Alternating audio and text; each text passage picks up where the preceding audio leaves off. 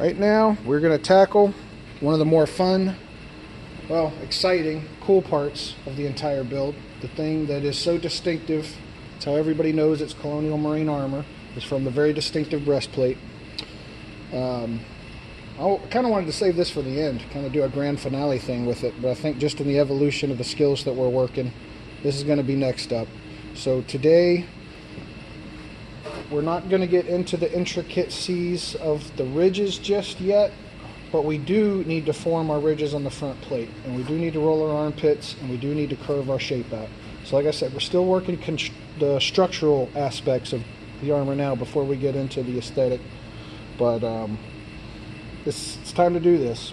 The main thing about this armor that everybody wants to do, everybody wants to make these ridges, because they're distinctive and because you can see them, they want to make those the focal piece of the armor. In real life, they were subtle, very subtle. They are not jagged ridges that have steep angles coming off them. The fact is that we're going to be aiming just to hammer in the ridge enough so that the ridge is visible.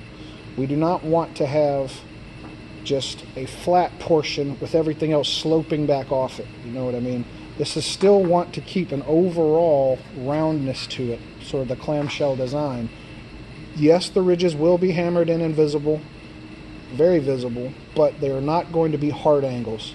So we are not even at this time going to hammer these in until we get the dents smoothed out of this and make the overall thing nice and round.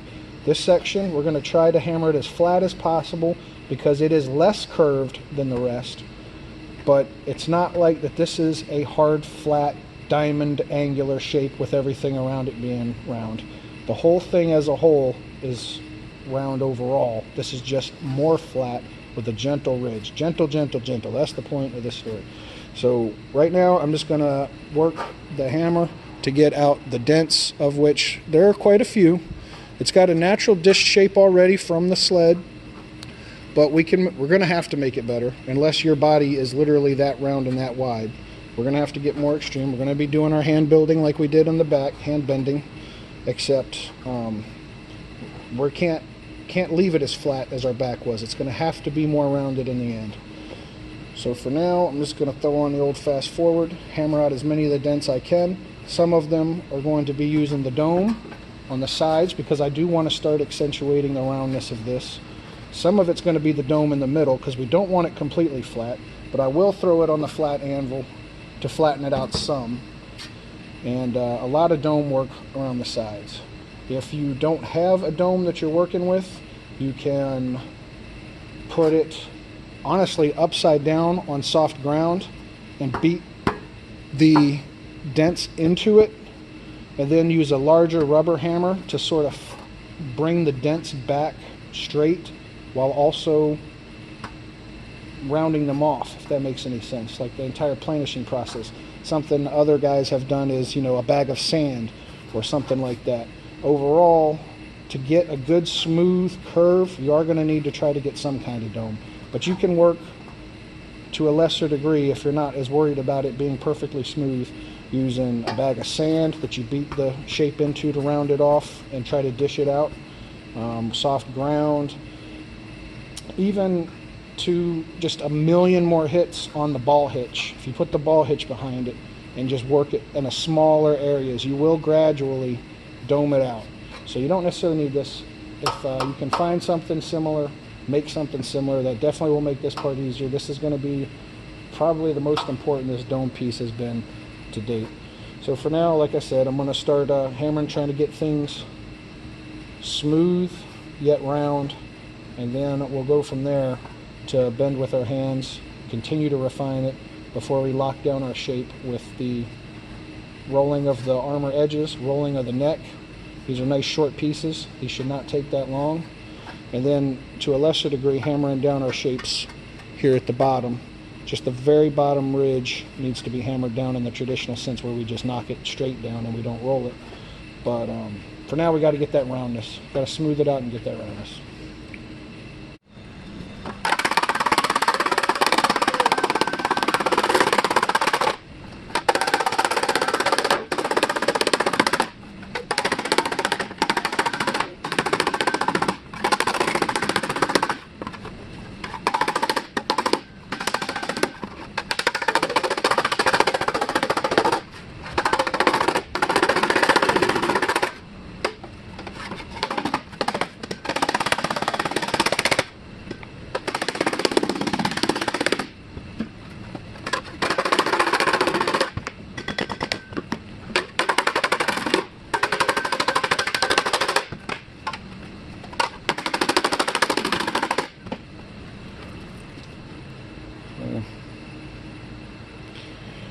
on the right side here, I haven't hammered yet. This side is starting to come around.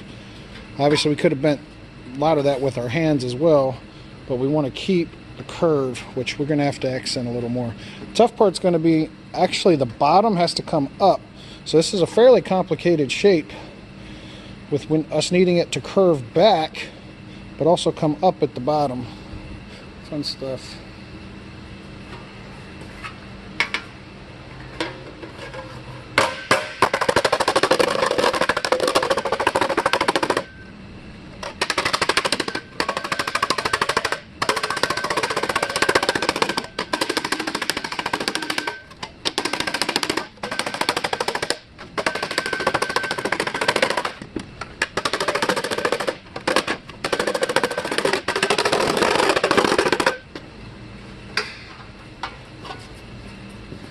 This is one of those spots where it's going to start to fold back on itself if you keep going, so you got to back off and hammer those points down again. This is a much less extreme version. I didn't show you guys too much of it. When you are hammering down your regular shapes and then you bend it and it makes a point, with subtle blows and working it evenly, you can get those rolls and those creases right back out. We're going to be doing a lot of that on the cleanup because we're going to be doing some hand building on the shapes that we already locked in. But for now, this is a much slower, steadier pace version of it.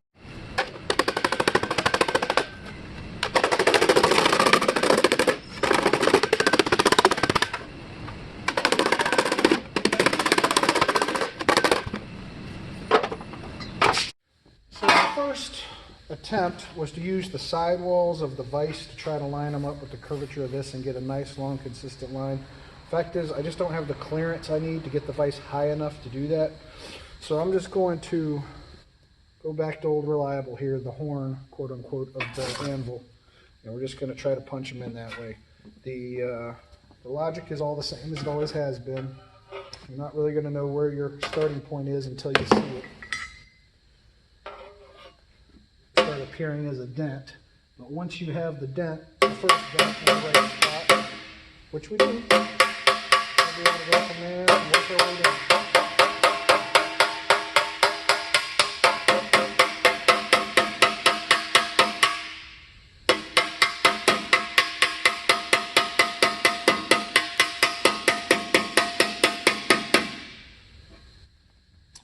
So you see I do have the starting formation of my dent, which will turn into a subtle curve here after a couple passes. I am going to switch hammers. I think I'm going to go with the big rubber mallet because I don't like all the little marring up and the indentation. I'd rather the rubber sort of go over the top, more gentle. So may need to hit a little harder, but I think I'm going to get a more consistent result out of it. Knock on wood.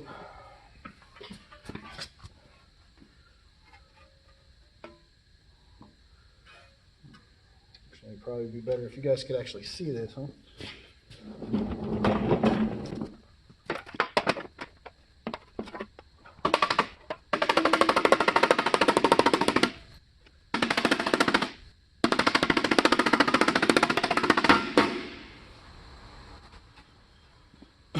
So you see we're doing the damage to the inside there, getting our shape. So it's going in, and I think that's about as intense as I want it, and I really just want to clean it up. I don't want it any deeper than that. But I'm going to go ahead and do the other side for symmetry here.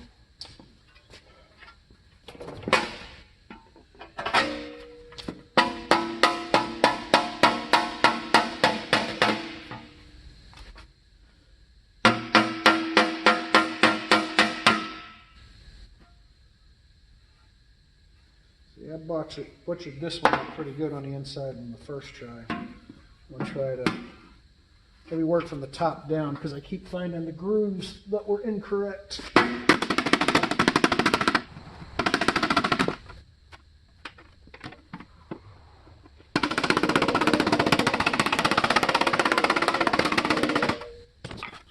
So it ain't pretty yet. And again, this is the inside. The inside isn't what matters. Cleaning it up on the outside is. It's a little more subtle on the outside. So that actually ain't too bad. It is still too wobbly for my liking, so we're going to go back over it multiple times here. I'm also going to go attack this right now. Get started there.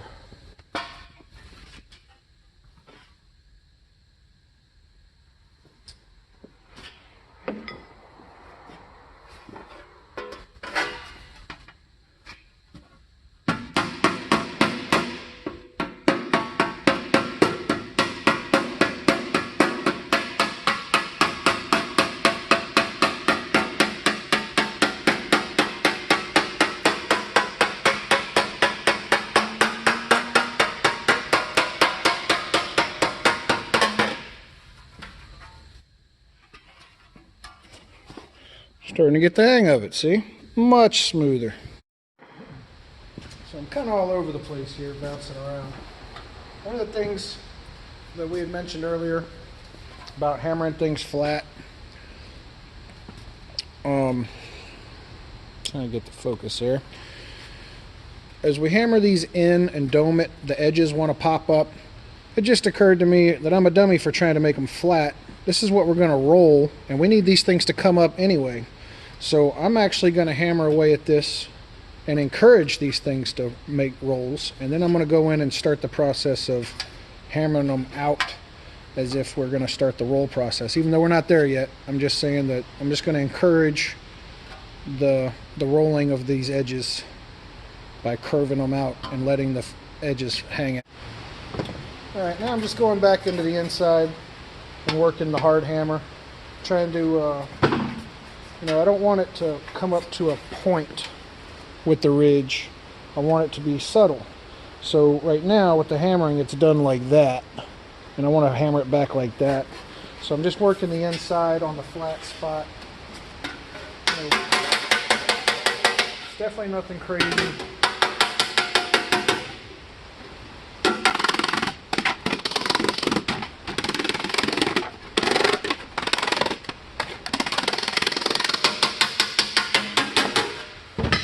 I'm just working on the area that needs to be mostly flat. I do want to try to keep the curve, so I'm going to try to hammer this little grooves out on this side out with the mallet on top of the dome, because we got to get this doming back out. So we're getting our bend. Of course, doing one undoes the other a little bit, but we've got our subtle shape here now. It's getting better. You can see the ridge a little too pronounced in my opinion. I'd rather it be a more subtle curve, especially in this area. So I'm going to throw it back on the dome and hammer away at that for a little while. While I'm working to dome this area out more, I'm also going to occasionally flip this sucker upside down and start worrying about getting the lower portion pushed forward and top.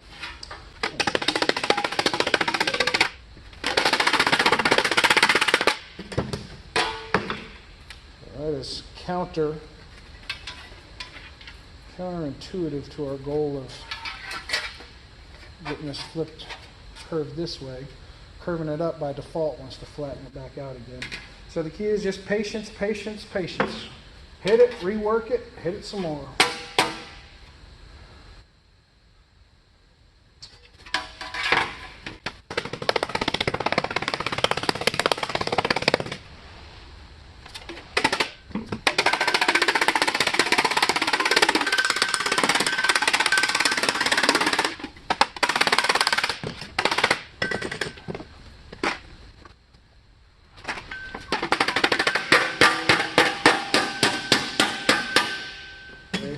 Right away. Wants to flip right back out.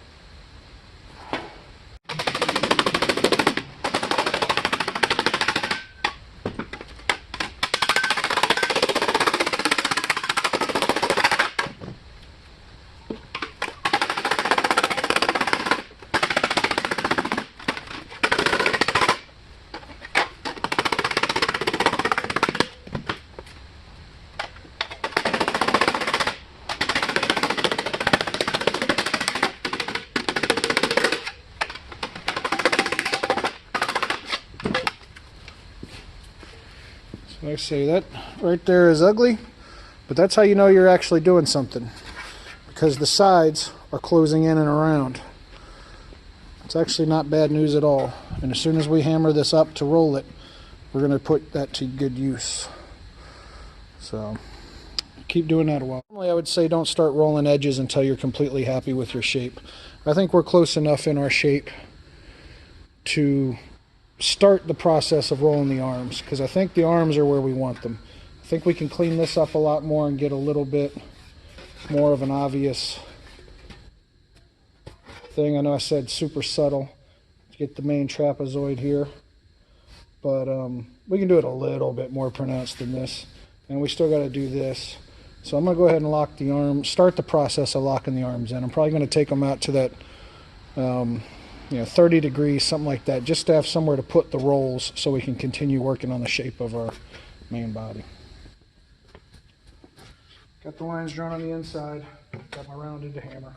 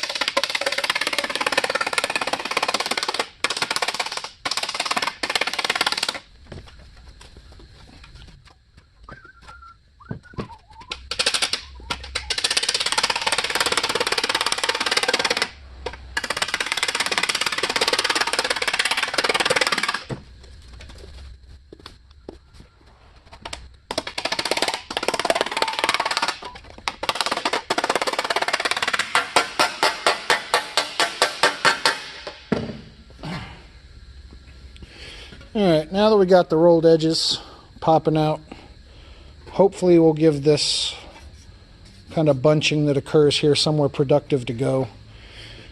That way it's not just going to fold and make our lives difficult. We can sort of get that out of the way and keep working the shape, and we can get it out of the way again if we have to. Alright, so the gist of it is I've gone ahead and I've rolled my neck and I've rolled one of the arms, and I've worked to hammer out to even out the area around the arms. I've also done a lot of hand bending around the sides. See, hammering along the bottom, we've sort of got the taper started to get going. The curvature around the hips and shoulders and lats is comfortable for me. This is perfectly fit to my body. So I'm happy with the shape, except you can barely see the taper as it curves this way. I want to increase that. So what I think I'm going to go ahead and do is finish and lock down my other arm, and then I'm just going to beat from the middle to push everything forward, while hopefully rolling the arms in the neck is going to keep it from expanding any wider. So hopefully I'll be able to push the shape out. That's my goal at this point. And as I've said, I mean, it's not horrible. There is curvature, and it is comfortable to my body, which is the most important thing. But right here, especially, I feel like around the top is extra round, while everything here is extra flat. I'm going to be beating on this flat, trying to push this area flat to push the bubble toward the middle so I can get a little more pronounced. Like I said, I'm not looking to make my ridges huge. I'm just trying to get more curvature across the main body of the chest. So for now, I'm just going to plow through this arm real quick. It's kind of repetitive. You guys have seen me do that a bunch of times, but a lot of this work is repetitive. So we're going to lock in the arm here.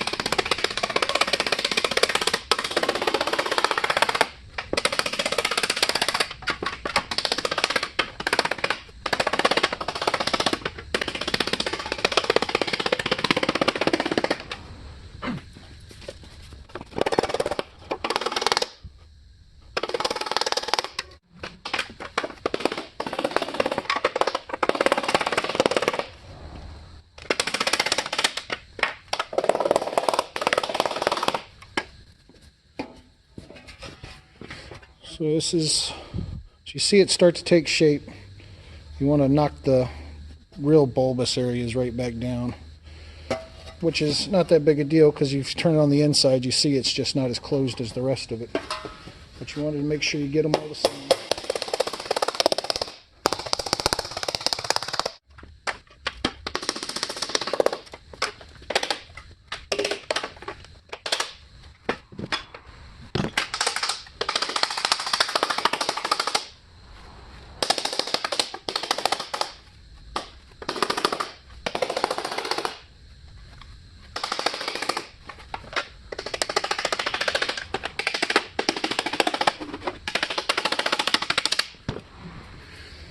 Here is something new we didn't have to deal with until now. It's the first time it's popped up. If you see those two splits, the reason those happened was it could be because, one, I was working too fast, which is possible. Being right in the corner here, this is definitely the most extreme part where not only it got worked up and then worked back down again, but this was also helped along by the fact that there were already nicks here. These were marks originally from the tin snips when I was cutting it around. I noticed a couple times while I was handling this that I would stab myself on these things, and rather than getting a file and getting rid of the burr, I just plowed on ahead. And now you see those little marks that made the little spikes that were stabbing me have expanded with the amount of working we've done. So that's a good lesson to let you know to keep your edges smooth. A smooth edge is much less likely to split than a jagged one or one that has chunks out of it already, because anything you do to it, once you start bending it up, bending it down, bending it up, bending it down, any little imperfection or cut is going to most likely become the weak spot and very likely grow. So this is still, it's good that it's split very much on the inside, and we're about to hammer this down into oblivion where it'll never bother anyone ever again. But that could have been bad, and I should have been more careful with that. So you guys going forward, make sure that you're watching out and working with, they don't have to be perfect edges, but they should be free of gouges, nicks, or obvious scissor cuts, things like that.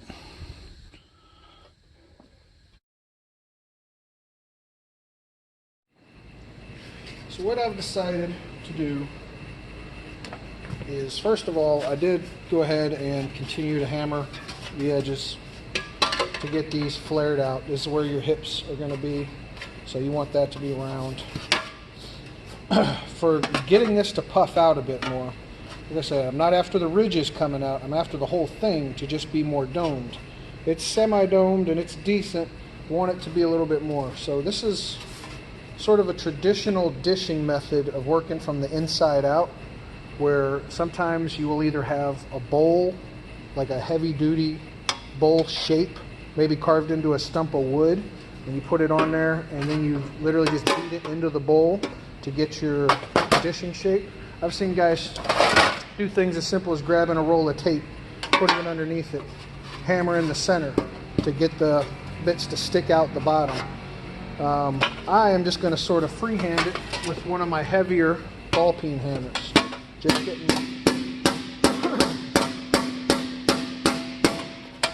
putting pops in. I don't want it to be huge. I don't want giant frickin' dents. But I do want it to protrude the front. Now you can see already, try to get that angle, try to get some light on there. I don't know if you can see the light. They're not super visible, but there are now bumps here, bumping out. So I'm going to keep doing that a few more times, really pepper this sucker, just get it all over the center here so it sticks out. And then you go ahead and you planish it, which is you put a flat surface underneath it and hammer it back flat. In my case, it's going to be the dome. It could also be the anvil. If you put it upside down on the anvil, you can hammer it back out that way. But the idea is just to get the metal forced forward while the outside edge just stays where it's at. So you don't want to beat it all around, you just want to beat it in the middle where you want it to stick out a bit. So we're just going to beat on that a little bit longer.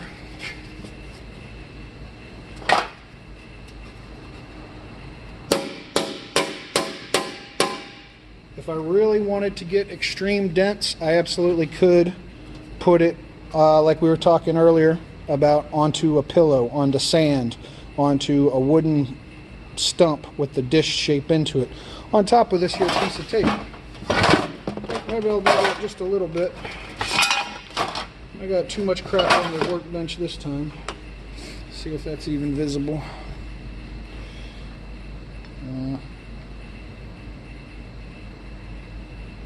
Not the clearest batch of stuff I've got today. I'm just going to put that there.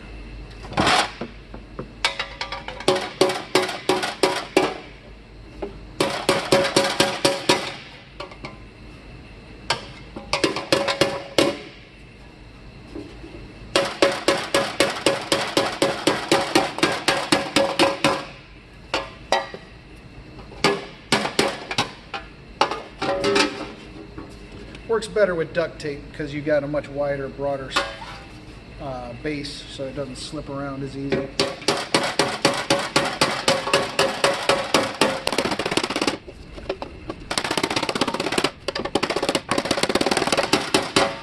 So the place where you want protrusion to come out the most is the area where you got to hammer it the most frequently, and then less and less frequently as you get to the sides. So, I don't know if you can see the sort of golf ball dimpling that's sort of happening here now or not. It's, yeah, you can kind of see it. It's there, and if you run your hand on it, you can sure feel it. So let's see, more of that. Good.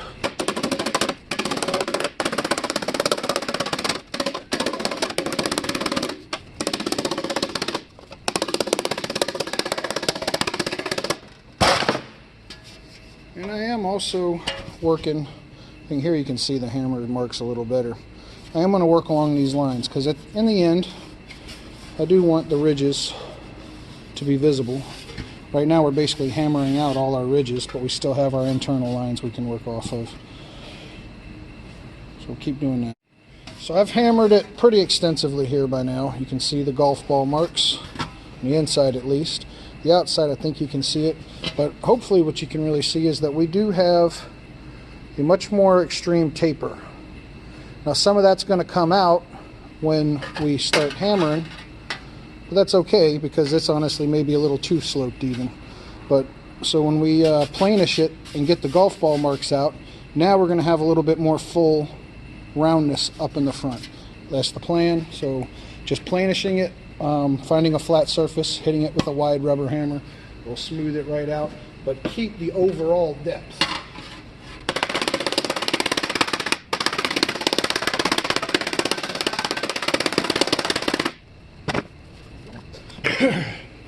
I'm actually, for the sake of speed, I'm just going to touch it up with the old heavy flat side of the ball peen as well.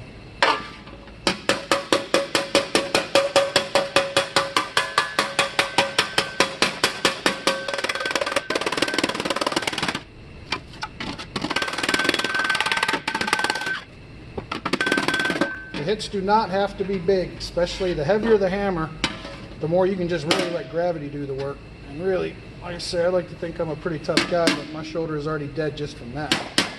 So,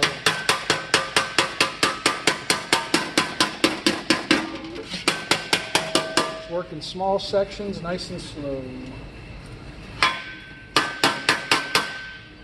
And change your angle sometimes just so you can see the light.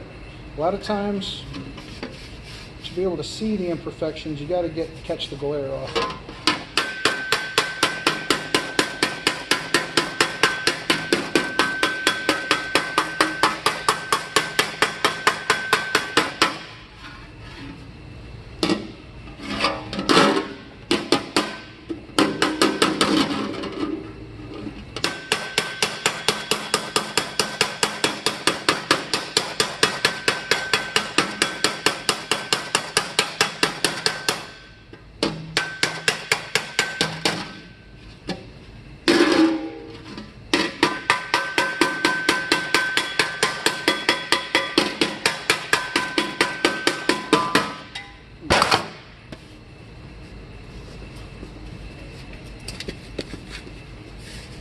So I am overall pretty pleased with the result. It's mostly smooth again. There's some slight imperfections, but certainly nothing I can't live with. I've got it more bowed in the middle here, like I planned. So now I'm just going to, and like I said, I like these tapers that I just mentioned a few minutes ago. So I'm going to go ahead and seal down the bottom edges, just like we sealed most of our parts. The arms have already sealed off most of our shape. And then we are going to tackle the first of our indentations. So since we're on the breastplate, we're going to start with this thing. This part has to be recessed. This shape here has to come up, and from that we're going to continue to pronounce our ridges here, because we've hammered them out pretty good. So there's still the damage from the inside is still visible, but really if I was to paint this, I don't think you would be able to see the ridges at all. So we're going to go back into this, reestablish our ridges, and make this protrude out. That's the plan.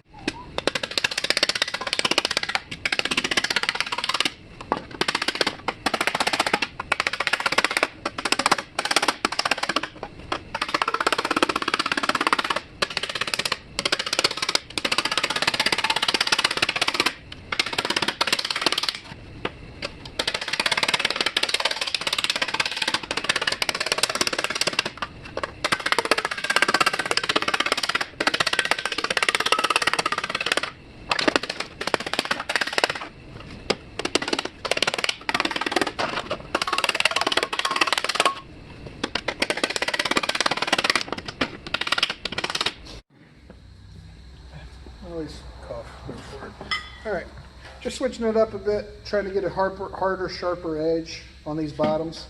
So I've switched to this away from the bottom of the anvil like I had been doing.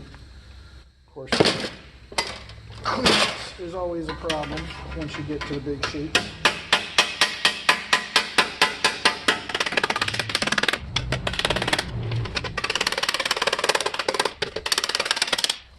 Clean up and reestablish my ridges.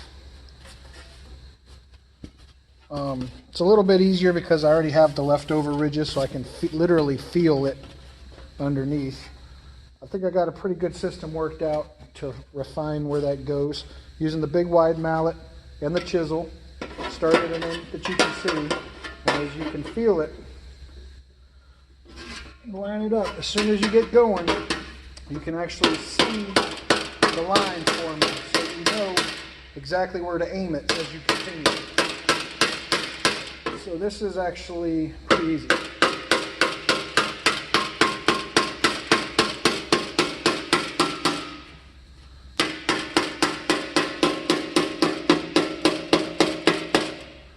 Now, it's going to be a little bit tough because you still got your Sharpie. So you can't tell if that's actually a ridge that I made or the Sharpie. There you can sort of see where I hammered. So we can go in and planish the edges of this down again and flatten those out. But the fact is we've firmly established where our lines are now on the ridges. And like I said, they're subtle, but they're visible. That's what we're aiming for. So overall, I think now we've got a real nice curvature after all we just did. And now that we're reestablishing these, we need one more round of planishing, and I think this breastplate is going to be done, except for the indentations that need to occur there and in the shoulder. I'm going to finish this one off down here.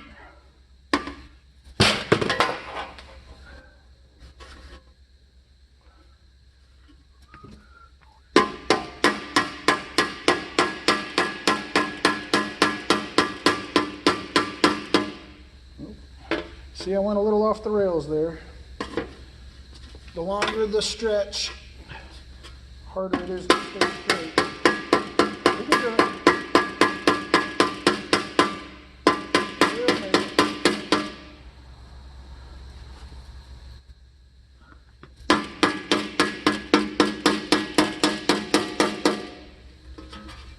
And off the rails a little bit again. Got to reestablish a center point. There we go.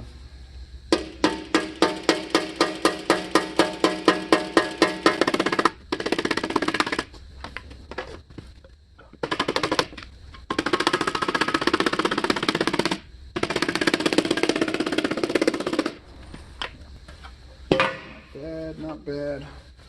Maybe go over another pass on this one. Try to reinforce the correct line.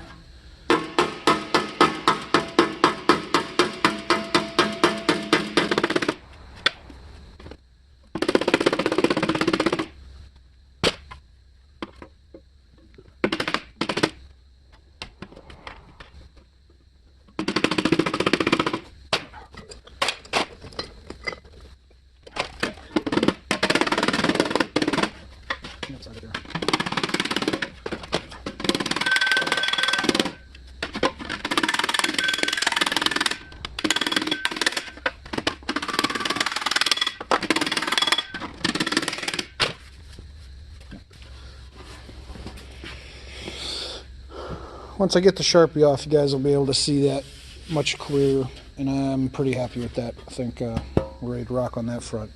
Our little indentation there is done. Now, using a very similar, but maybe a little bit harder, more extreme, we're going to work on these lower ribs. And this is the most extreme part because this has to come up. It doesn't need to come up much, maybe 1/8 of an inch, but it does have to come up. This stuff, really, you just got to hammer it inside. Hammer this down, then when you hammer the other one down, it's going to give you that layered look. This is less stressful. Most of the shapes that are on the armor, including on the back plate and over the shoulder pauldrons, are similar to these, where they don't need to be deep. They don't need to be deep at all. The only parts that need to sort of be deep are the ribs where the buckles are going to go, and here, because there's a buckle going there. So they, you want enough room for the buckle to sort of recess in there. So, maybe 1/4 inch, really 1/8 inch is probably even fine. These don't even need to be that deep. You just need the ridge able to be visible. More intense than our lines here, but not nearly as intense as the buckle areas. We just need something. All right, so the solution for getting these ridges raised, I got the ball rolling. It's not pretty yet, but we can make it prettier. Is I drew my shape on the inside, like we often need to do, and then I rest it up against something flat. Like I said, this is just some flat 1/4 inch bar that I put in the vise. You put it under here and you literally just hammer away at this edge, and you put it on the other side and underneath. You can flip it back over, put it on the inside of the ridge there, and that's what we're going to be doing, is basically flipping this thing back around, working it against a hard edge, and just keep chipping away at it.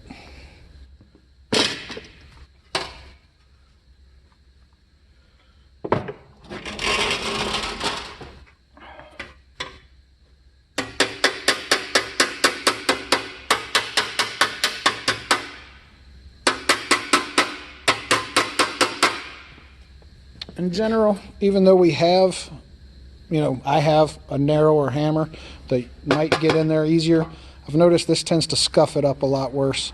So I kind of want to keep using the flat whenever I can, keep the whole shape pushed down evenly instead of creating a crater that's going to look ugly. But you got to do what you got to do, whatever you're comfortable with.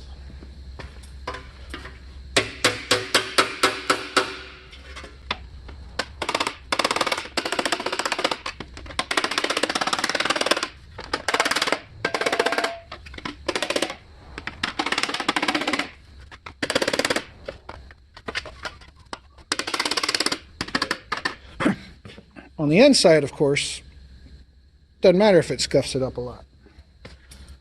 You got to get into those little grooves sometimes.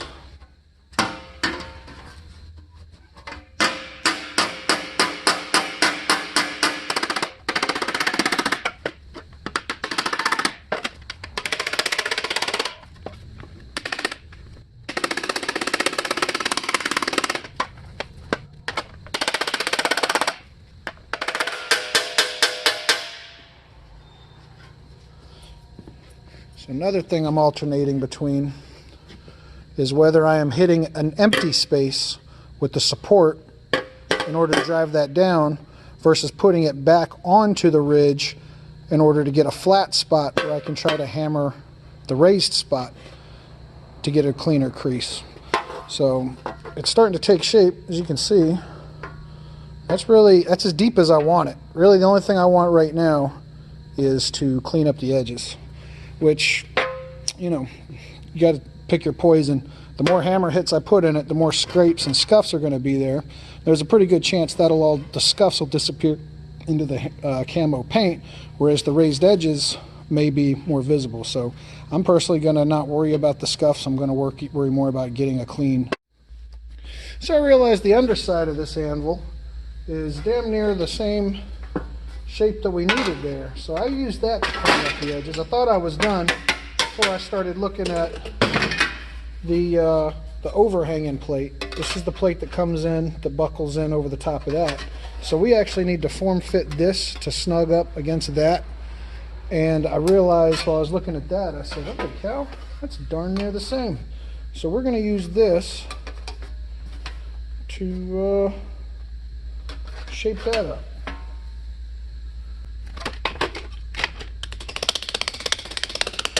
Again, I'm doing the inside because it's going to be less obvious, all the hammer marks. So you don't need to, you know, be wasteful for no reason.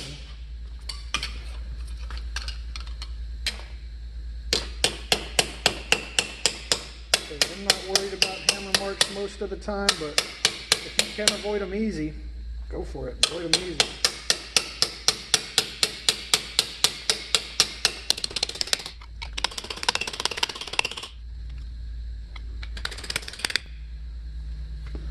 So just like that, we've got our little indentation. Took nothing at all. Let's check our fit. Yep, that fits right up in there. So I'm comfortable with this. We're going to wait a little bit until I actually put the buckle in there. This may need to get wider, but for now, that's it. That's ready to rock. All right, this is actually how I'm going to wrap up this video.